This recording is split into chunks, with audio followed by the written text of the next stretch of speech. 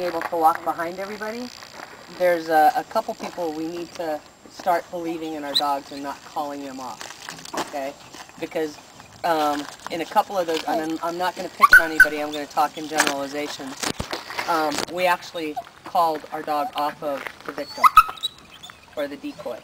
And our dog was trying to tell us, hey, wait a minute, and then they went, and because they got confused, they actually went back and worked the scent and went right back into the same area.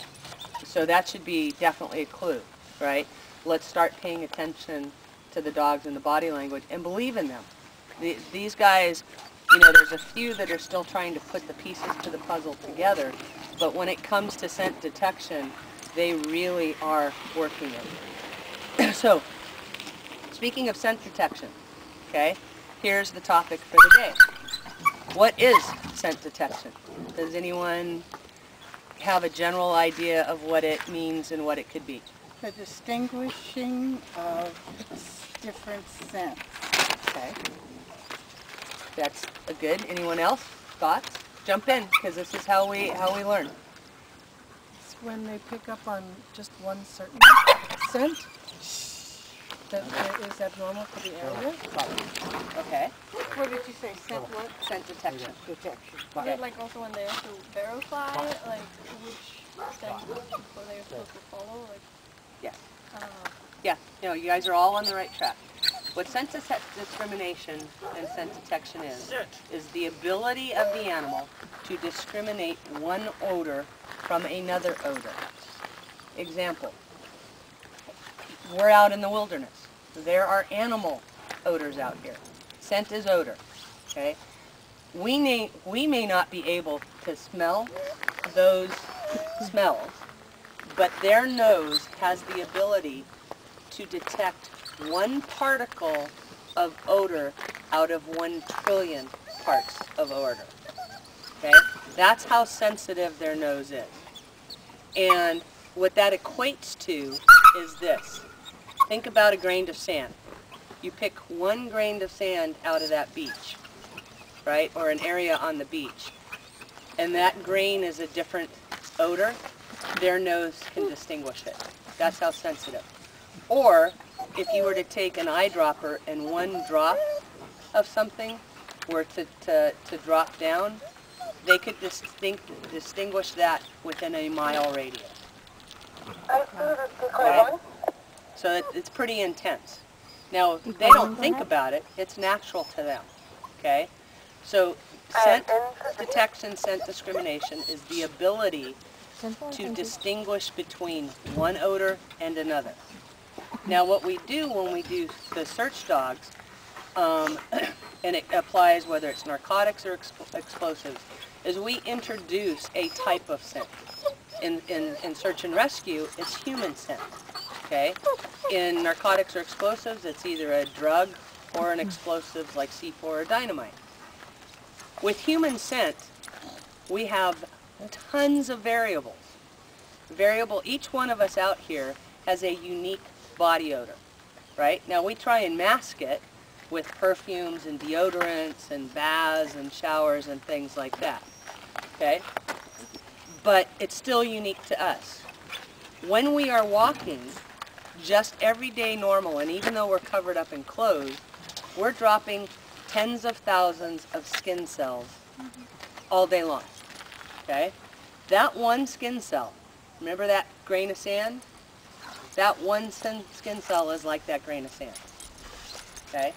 So when we go out and we search for someone, whether there's a scent article or no article, they're looking for a scent that is different in the area. And it varies based on the time and the length that it's been there. Okay, it's our job to give them the guidance and the direction to guide them in the direction to go find that particular scent, meaning the victim, decoy, however we want to phrase it.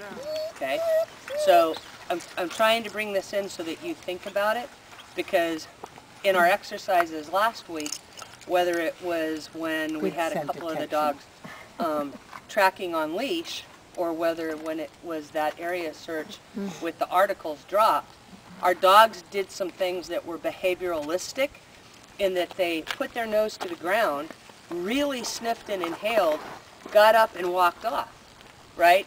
And then went to another area and you're looking and you don't see anything, but they were following the scent. They were following that odor and working it.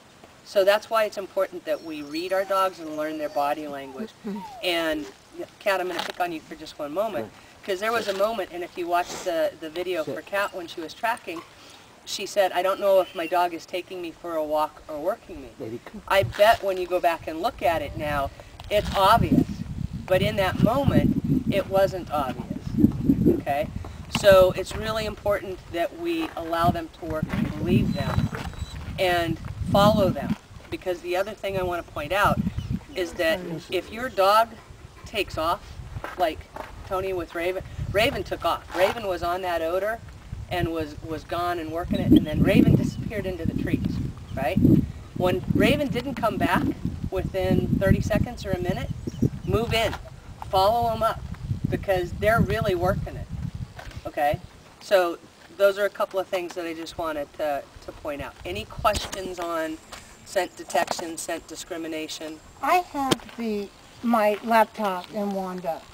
So if you want to, and I have last week's exercises, so if anyone wants to sit with you and take a look at some things, we have that capability. Okay, and I think that's awesome that we now have that, because I will gladly sit down and give little pointers that, hey, if you do X, then maybe Y, or here's how you can, you know, improve your skills, or you did an awesome job here. I think that's a great idea, Candace. I got a question, like, Yes. especially like with the tracking. Yeah. Because, I mean, I just knew, like, from the other training, like, when you search, like, even if it's just a week later, it's the same area, that they kind of, like, can get confused with when it's the same victim. Yes. So that they kind of, I mean, I don't know, that even, like, the 1 week old track, that they can get... Yes. I don't know, confused. No, you're absolutely right, and that's, if you'll notice, that's a great point. What Kat is saying is that if we were to use the same exact area that we used last week, and we had the same 2 decoys, but we placed them in different spots, that odor is still there, right? So the dog could become confused because it's a weaker odor. However, what takes place is the stronger odor prevails and they work to the strongest scent. That's where they're trying to pinpoint and go to the strongest scent. But it's already, like, harder for the dogs to, like, get Yes, there. you want to do that when you have an advanced dog and you're trying to get them to actually pinpoint the source. But for our training purposes, we don't. So like for today, we're not in those areas. You notice the bark box is not out in the middle of the field, and we're not doing any scent article over there. We're using this area and another area. And that's to distinguish it, because you think about this area, we have hikers, we have bikers, we have animals, we have all kinds of stuff taking place, right? And we always want to set them up to be successful so that they learn during training and that you learn during training. There will come a time when we will challenge them and make them more complicated and do exactly that, reuse the same area, but have it go off in a different direction. Yes, Candace? I wanted to know if Kat had met Brenda.